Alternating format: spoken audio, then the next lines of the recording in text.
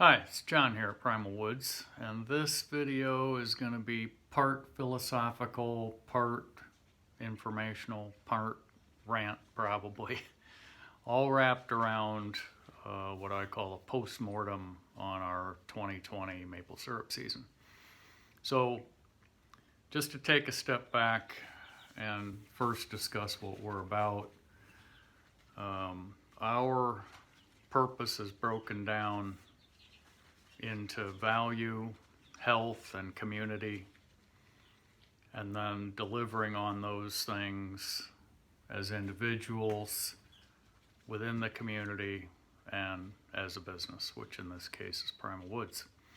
So value can show up, it's in the eye of the beholder. So it might be our pure maple syrup, the product. It might be our portable sawmill service, the service that you value. It might be the story behind both of those things. It might be what we're up to, kind of the purpose that I'm walking through right now. Health, that's health individually. It's the health of our community, health of the environment. Let me take a pretty broad view of health. And then generosity. That can be giving, obviously. But in this day and age, I think one of the most generous acts you can perform is to provide work for people, jobs, if you will.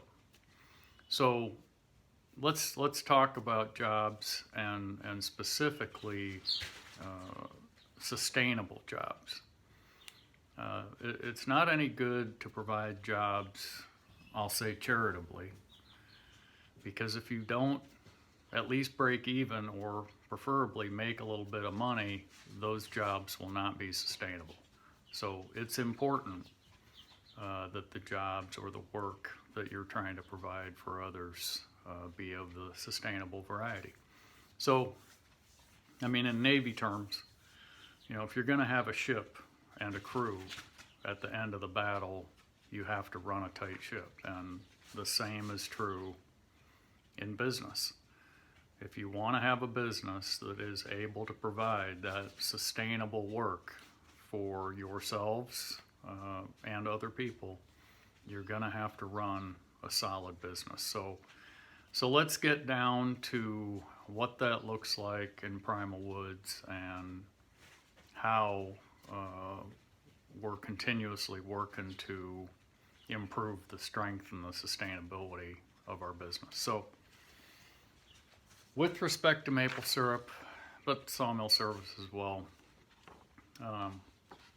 I like to have some sort of process in front of me. This is a high-level 7-step process for how to make maple syrup. You can use this if you're making it in stock pots on the range in your kitchen, which I don't recommend, by the way. You should do most of the evaporating outside. And this can be used all the way up to the industrial scale. All of these steps have to take place regardless of the scale of your enterprise. So whenever I'm looking to improve, or let's say I'm looking to scale up, it's helpful to have this process in front of me so I know that if I go from, say, 500 taps to 1,000 taps, chances are I'm going to have to do something differently, something more in each step of the process. So we start with a high-level process flow.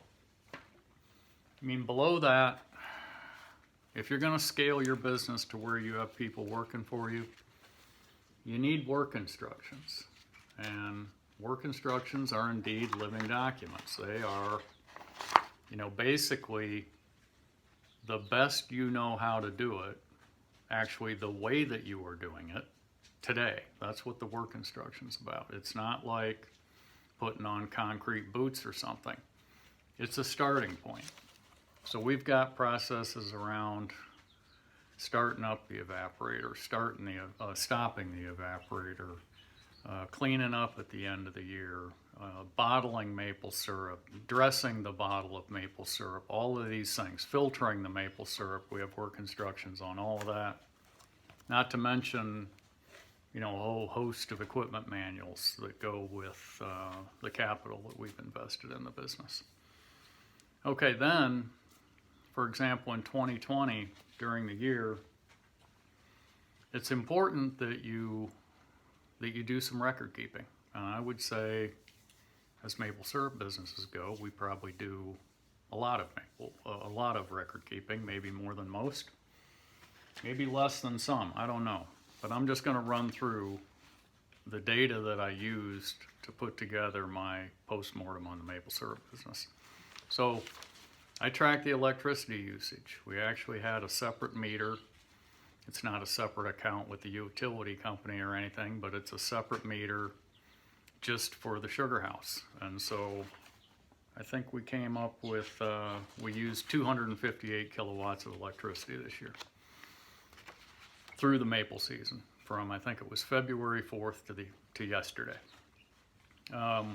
We also track kerosene usage for warming the sugar house pre-season.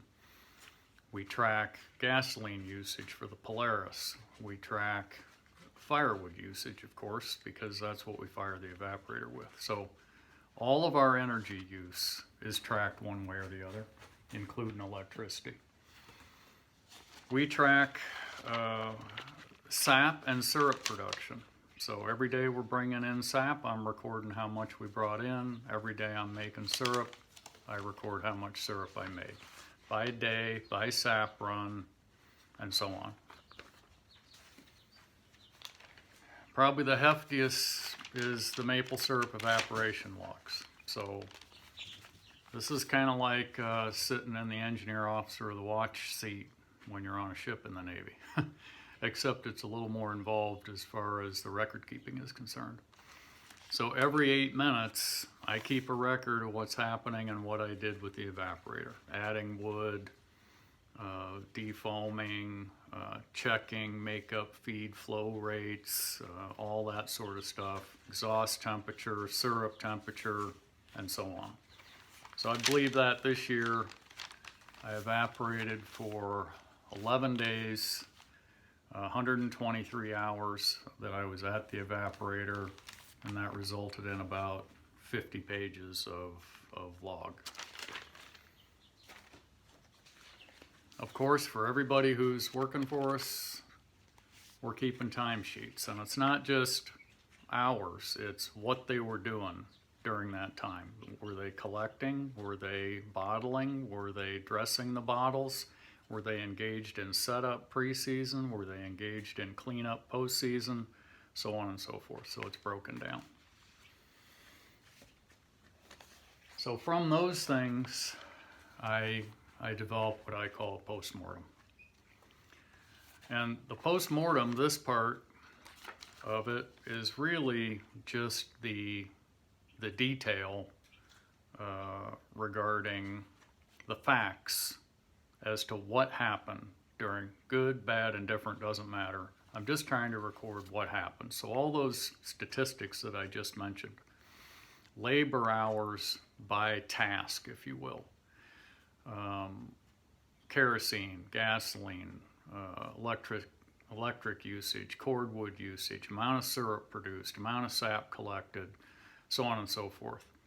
That's all in this post-mortem. This is kind of the key information or the key metrics around the maple syrup business. Yours may differ, obviously. If you're running a different sort of business, you'll need different metrics, but for the maple syrup business, these are ours.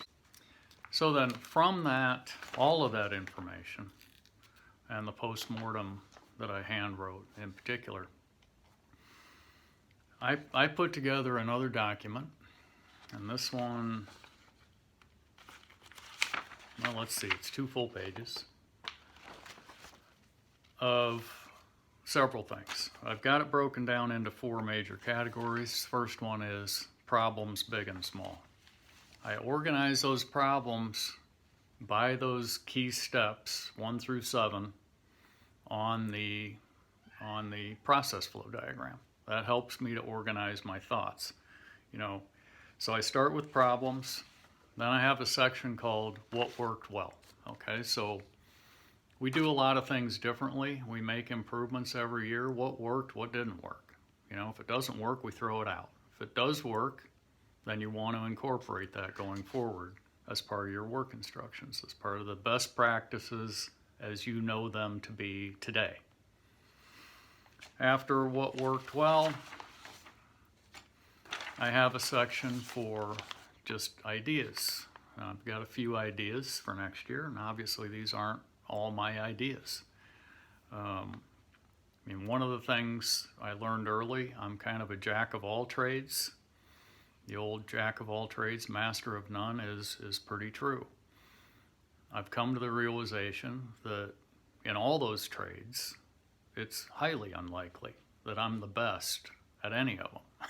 So it's important to engage your people in putting together these reflections on what went well, what didn't go well, what do you think we could do differently in the future, and so on. Okay, so after ideas, I've got one called useful knowledge gain. So, you know, what did I learn this year in 2020 that I didn't know before? Okay, so what happens to this? You know, you just file that, you know, put it in the bin, you know, what do you do with that? And this is where, you know, I learned a lot in the auto industry. I learned a lot at Caterpillar. You know, basically I'm going to take that document, and over the course of the next, well, almost a year, maybe 11 months, I'll be working to put improvement plans around what didn't go well in particular, and ensuring that whatever worked well in 2020, I incorporate or is incorporated already into our work instructions so that we cause what went well to persist. And then from the problems and ideas, I'll be selective. It's highly unlikely that we can do anything, do everything. I think last year we went through this same process, not as formally.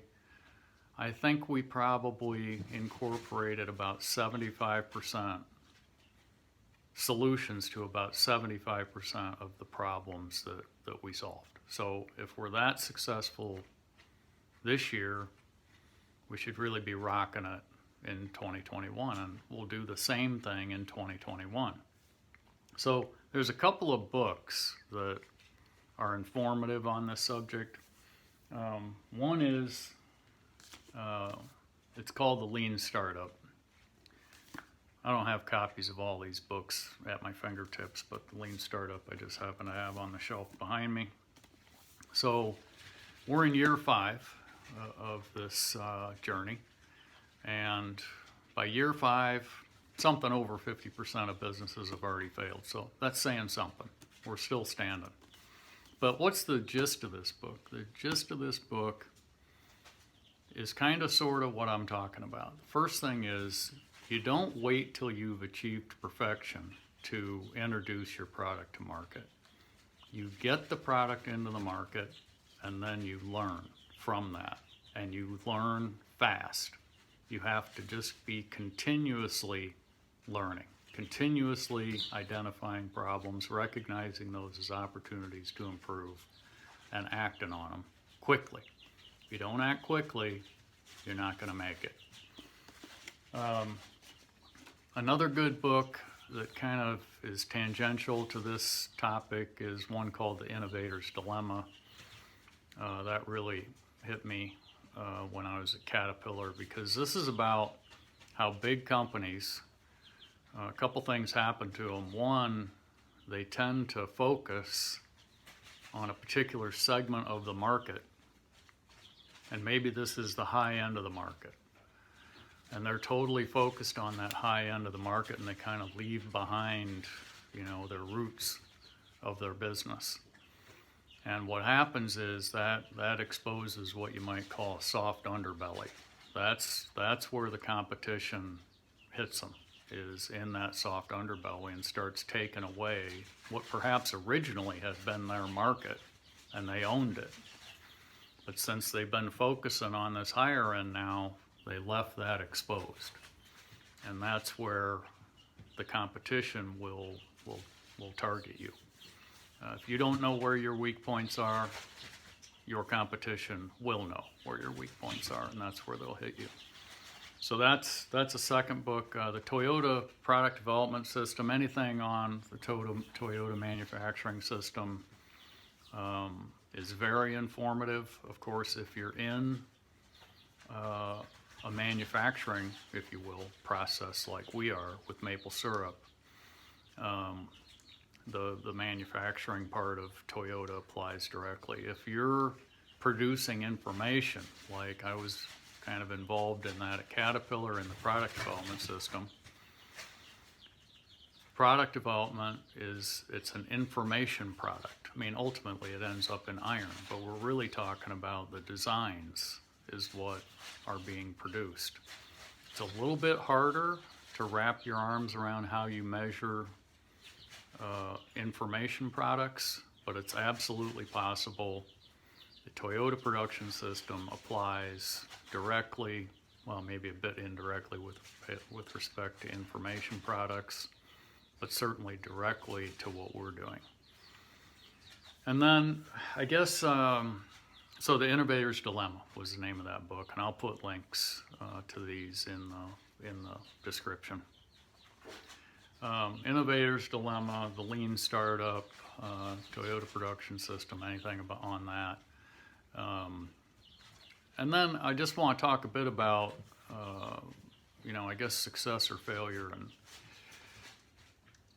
we have a tendency when a business fails, you want to blame someone. That's kind of the modus operandi for most is, well, Joe didn't do his job, or Susie, or whoever. And the truth is far from that. The reality is far from that. It's been proven time and time again in studies that it's all about leadership and management. If your business is failing and you lead, manage, own that business, it's down to you. If this business doesn't make it, it's absolutely down to me. It's not about who's working for you. Their performance is going to be directly related to how well you lead them, how well you're running the business, how well you've developed your strategy, and so on and so forth. And if you want a book on that subject, you can read Extreme Ownership by Jocko Willink. Whatever is going on in your business, whatever's going on in this business, I own it. End of story. If my workers are failing, it's due to something, most likely, that I haven't done to enable them to do better. So get after it. Get after it. Develop the processes, develop the work instructions, the procedures, the visual aids, whatever it is that they need. Give them the tools, sometimes literally, sometimes figuratively, to get the job done. So I should say, going back to what went well and didn't go well, the biggest, most impactful problem on this list has been in previous years and was this year down to me directly. It was my operation in the first 3 days of the season of the evaporator. And I won't get into the detail of that in this video because that's not what this is about, but suffice it to say, I was doing something, or more accurately, I wasn't doing something that needed to have been done, that I was unaware of, that wasn't visible to me based on just how my evaporator is built, and that was causing a whole host of problems inside the evaporator, and it caused a lot of lost sap, and by extension it caused a lot of lost syrup. So again, I got 5 people working for me this year. It had nothing to do with them. It was absolutely down to me. Now, were there little things that didn't go quite as well as they could have in collecting, in tapping? Absolutely, absolutely. And again, indirectly perhaps then, these are also down to me, because I've not set my workforce up for success. So a good example of that is we're still making mistakes in tree identification. I mean, last year we tapped some beech trees. These look nothing like a maple. I mean, this year I actually saw tapped a dead tree. There was no bark on it. You might as well have tapped a foam pole. They call that foam pole syrup, by the way. It's very rare stuff, therefore very expensive. We tapped ironwood. We tapped ash trees. So I give the workers a kind of a brief tutorial on how you identify a maple tree, but clearly what I've done is not enough. So this year I'm looking to put together some sort of visual identification guide that they can actually take with them into the woods to help them distinguish between maple trees and other trees in the woods. So again, at the end of the day, that's down to me. That's down to me. I'm taking people who are inexperienced in the woods, inexperienced with tree identification, which is most of us, and I'm sallying them forth with 1,000 taps and telling them tap maples. So what could go wrong? Okay, so I'm just going to leave it at that, but I'm also going to write a blog post on this subject. The video will be embedded, but I'll include that, what went wrong, what didn't go wrong, or what went right, the ideas, all those things in that blog post with probably some written commentary, and then I'll embed this video. So if you like what we're up to, if you value anything that we're doing, please visit our shop and buy yourself some maple syrup. That's at primalwoods.com/shop. Or take us on in the sawmill service. Give us a review on Facebook, Google, take your pick. Follow us on Instagram and so on. We really do appreciate it. Thanks for watching.